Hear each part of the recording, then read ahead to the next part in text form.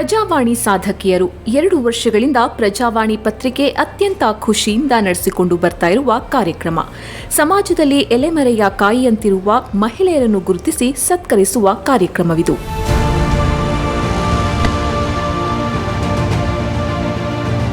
ರಾಜ್ಯದ ಬೇರೆ ಬೇರೆ ಜಿಲ್ಲೆಗಳಿಂದ ಬೇರೆ ಬೇರೆ ಕ್ಷೇತ್ರಗಳಿಂದ ಸಾಧಕಿಯರನ್ನು ಆಯ್ಕೆ ಮಾಡುವ ಪ್ರಕ್ರಿಯೆ ವಿಶಿಷ್ಟ.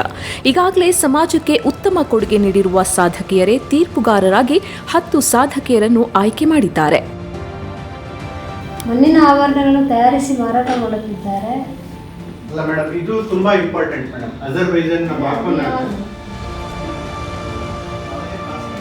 ಕರ್ನಾಟಕ ಹೈಕೋರ್ಟ್ ನಿವೃತ್ತ ನ್ಯಾಯಮೂರ್ತಿ ಕೆಎಸ್ ಮುದ್ಗಲ್, ರಾಜ್ಯ ಸರ್ಕಾರದ ಹೆಚ್ಚುವರಿ ಮುಖ್ಯ ಕಾರ್ಯದರ್ಶಿ ಉಮಾ ಮಹದೇವನ್, ಹಿರಿಯ ಕಲಾವಿದೆ ಬಿ ಜಯಶ್ರೀ ಹಾಗೂ ಲಿಂಗತ್ವ ಅಲ್ಪಸಂಖ್ಯಾತರ ಹಕ್ಕುಗಳ ಹೋರಾಟಗಾರ್ತಿ ಅಕ್ಕೈ ಪದ್ಮಶಾಲಿ ತೀರ್ಪುಗಾರರಾಗಿದ್ದರು.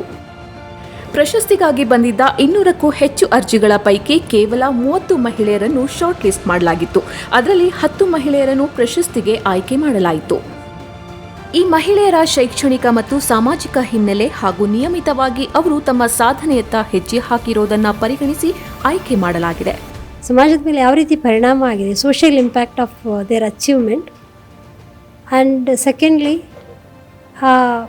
ಸಮಾಜದಲ್ಲಿರೋ ವ್ಯಕ್ತಿಗಳಿಗೆ ಅವರಿಂದ ಹೇಗೆ ಸೇವೆ ಸಿಕ್ಕಿದೆ ಈ ಸಾಧಕರಿಂದ, ಮತ್ತು ಬೇರೆಯವರಿಗೆ ಅದನ್ನು ಮಾಡೋದಕ್ಕೆ ಯಾವ ರೀತಿಯಾದಂಥ ಒಂದು ಸ್ಫೂರ್ತಿ ಸಿಕ್ಕಿದೆ ಅಂತ ಅನ್ನೋ ಈ ಎಲ್ಲ ಅಂಶಗಳನ್ನು ಪ್ರಮುಖವಾಗಿ ಗಮನಿಸಿ ನಾವು ಈ ಪ್ರಕ್ರಿಯೆ ಏನಿದೆ ಅದನ್ನು ಮಾಡಿದ್ದೀವಿ. ಈ ಒಂದು ಸೆಲೆಕ್ಷನ್ ಪ್ರೋಸೆಸ್ನಲ್ಲಿ ಪ್ರಜಾವಾಣಿ ತಂಡದವರು ಎಷ್ಟು ಕೇರ್ಫುಲ್ಲಾಗಿ ಈ ಮಹಿಳೆಯರನ್ನು ಶಾರ್ಟ್ ಲಿಸ್ಟ್ ಮಾಡಿದ್ದಾರೆ. ಅದು ಒಂದು 200 ಅಪ್ಲಿಕೇಶನ್ಸಿಂದ ಶಾರ್ಟ್ ಲಿಸ್ಟ್ ಮಾಡಿದ್ದು. ಈ ಶಾರ್ಟ್ ಲಿಸ್ಟ್ ಕೂಡ ಒಂದು 30 ಮಹಿಳೆಯರ ಹೆಸರು ಮತ್ತು ಅವರ ಪ್ರತಿಭೆ ನೋಡಿದರೆ ಕರ್ನಾಟಕದಲ್ಲಿ, ನಮ್ಮ ರಾಜ್ಯದಲ್ಲಿ ನಿಜವಾಗ್ಲೂ ಎಲ್ಲ ಕ್ಷೇತ್ರದಲ್ಲಿ ಎಷ್ಟು ರಿಚ್ನೆಸ್ ಇದೆ, ಎಷ್ಟು ಟ್ಯಾಲೆಂಟ್ ಇದೆ ನಮ್ಮ ಮಹಿಳೆಯರಲ್ಲಿ, ಎಷ್ಟು ಅಚೀವ್ಮೆಂಟ್ ಪಾಸಿಬಲ್ ಇದೆ, ಮತ್ತು ಎಷ್ಟು ಥರದ ಬೇರೆ ಬೇರೆ ಥರದ ಆಬ್ಸ್ಟಿಕಲ್ಸ್, ಬೇರೆ ಬೇರೆ ಥರದ ಹರ್ಡಲ್ಸನ್ನು ದಾಟಿ ಅವರು ಎಷ್ಟೇ ಕಷ್ಟ ಇದ್ರೂ ಅವರು ಈ ಕಷ್ಟಗಳನ್ನು ಎದುರಿಸಿ ಮುಂದೆ ಬರೋದು ನೋಡಿದರೆ it's very very moving. And ನಮಗೆ ಈ ಒಂದು ಅವಕಾಶ ಕೊಟ್ಟಿದ್ದಕ್ಕೆ I am really very very proud and happy.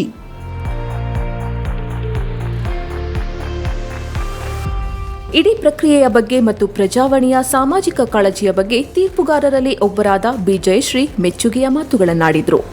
ಎಂಥೆಂಥ ಜನಗಳು ಬಂದಿದ್ದಾರೆ ಅಂತಂದರೆ ಅವರು ಎಷ್ಟು ಕಷ್ಟಪಟ್ಟಿದ್ದಾರೆ, ಯಾರಿಗೆ ಎದುರು ನಿಂತಿದ್ದಾರೆ, ಎಂಥವ್ರಿಗೆ ಎದುರು ನಿಂತು ಮೆಟ್ಟಿ ನಿಂತು ಆ ಕಷ್ಟಗಳನ್ನು ದಿಟ್ಟತನದಿಂದ ಹೊರಹೊಮ್ಮಿದ್ದಾರೆ ಅನ್ನೋದಕ್ಕೆ ಸಾಕ್ಷಿ ಇದು. ಇಂಥ ಮಹಿಳೆಯರು ನಿಜವಾಗ್ಲೂ ನಮ್ಮ ಹತ್ರ ಇದ್ದಾರೆ, ನಮ್ಮ ಜೊತೆಲಿದ್ದಾರೆ ಅಂತಂದರೆ ಇವರೇ ನಮಗೆ ಸ್ಫೂರ್ತಿ. ಪ್ರಜಾವಾಣಿ ಪ್ರತಿ ಸರ್ತಿನೂ ಏನಾದರೂ ಒಂದು ಹೊಸತನ್ನು ತರ್ತಾನೇ ಇರುತ್ತೆ. 10 ವರ್ಷಕ್ಕೊಂದು ಸರ್ತಿನೋ 5 ವರ್ಷಕ್ಕೊಂದು ಸರ್ತಿನೋ ಏನೋ ಒಂದು ತರ್ತಾ ಇರುತ್ತೆ. ಅದರಲ್ಲಿ ಇದು ಒಂದು. ಯಾವುದೇ ರೀತಿಯಾದ ಹ್ಯಾಸಲ್ಸು ಆಗಲಿಲ್ಲ ನಮ್ಗಳಿಗೆ. ಭಾಳ ಖುಷಿಯಾಗಿ, ಆಶ್ಚರ್ಯ ಅಂತಂದರೆ ಎಲ್ಲರೂ ಹೆಚ್ಚು ಕಡಿಮೆ ಒಬ್ಬರನ್ನೇ ಆಯಿಸ್ತಾ ಹೋಗಿದ್ದೀವಿ. ಎಲ್ಲರ ಲಿಸ್ಟಲ್ಲೂ ಅವರವರೇ ಇದ್ದರು. ಅಷ್ಟು ಖುಷಿಯಾಗಿ, ಅಂದರೆ ಅಷ್ಟು ತೆರೆದ ಮನಸ್ಸಿನಿಂದ ಎಲ್ಲರೂ ಆಯ್ಕೆ ಮಾಡಿದ್ದೀವಿ 10 ಜನನ್ನ. ಮಹಿಳೆಯರು, ಲಿಂಗತ್ವ ಅಲ್ಪಸಂಖ್ಯಾತರು ಮತ್ತು ಶೋಷಿತರು ಸೇರಿದಂತೆ ಸಮಾಜದ ಎಲ್ಲ ಸ್ತರದ ಸಾಧಕಿಯರನ್ನು ಈ ಬಾರಿ ಪ್ರಶಸ್ತಿಗೆ ಆಯ್ಕೆ ಮಾಡಲಾಗಿದೆ. ಎಸ್ಪೆಷಲಿ ಮಹಿಳೆಯರು ಮತ್ತು ಲಿಂಗತ್ವ ಅಲ್ಪಸಂಖ್ಯಾತರು, ಶೋಷಿತ ಸಮುದಾಯಗಳಿಗೆ ಪ್ರಜಾವಾಣಿಯ ಮೂಲಕ ಅವರ ಈ ಒಂದು ವಿಚಾರಗಳನ್ನು ಆಚೆ ತಗೊಂಡ್ಕೊಂಡು ಬರ್ತಿರುವಂಥದ್ದು ಸುಮ್ಮನೆ ವಿಚಾರ ಅಲ್ಲ. ಇಂಥ ಒಂದು ಕೈಂಕರ್ಯವನ್ನು ಪ್ರಜಾವಾಣಿ ಪತ್ರಿಕೆ ಮಾಡ್ತಿರುವುದಕ್ಕೆ ನಾನು ಅವರಿಗೆ ಮನದುಂಬಿದ ಶುಭಾಶಯಗಳನ್ನ ಅರ್ಪಿಸ್ತೇನೆ.